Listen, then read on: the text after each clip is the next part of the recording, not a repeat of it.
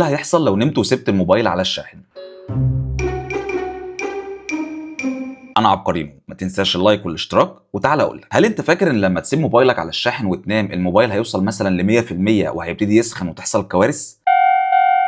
احب اقول لك لا طبعا. في نهايات 2014 ومع ظهور الايفون 6 والسامسونج اس 6 وكل الاجيال طبعا اللي ظهرت بعدهم، اتطورت تقنيه عظيمه جدا موجوده من زمان، وهي البي ام اس او الباتري مانجمنت سيستم. ودي مش حاجه جديده، دي موجوده من بدايه استخدام بطاريات الليثيوم في اواخر التسعينات مع موبايلات النوكيا والسوني اريكسون، ولكنها اتطورت وبقت مسؤوله عن ان اول لما الموبايل يوصل ل 100% تقلل سحب الطاقه من الشاحن الى اقصى ما يمكن، وتسيب البطاريه في حاله بسيطه جدا من التفريغ والشحن، وده اللي بنسميه تريكل تشارجنج، وده طبيعي ومقصود منه حمايه البطاريه اساسا. ولكن بقى كمان في الاجيال الاحدث من 2019 البي ام اس بقى اذكى بكتير، بقت بتتعلم اسلوب شحنك وتشحن الموبايل لحد 80% وتوقف شحن خالص وتكمل قبل ما انت تصحى من النوم على طول، يعني قبل ما تشيله من الشاحن.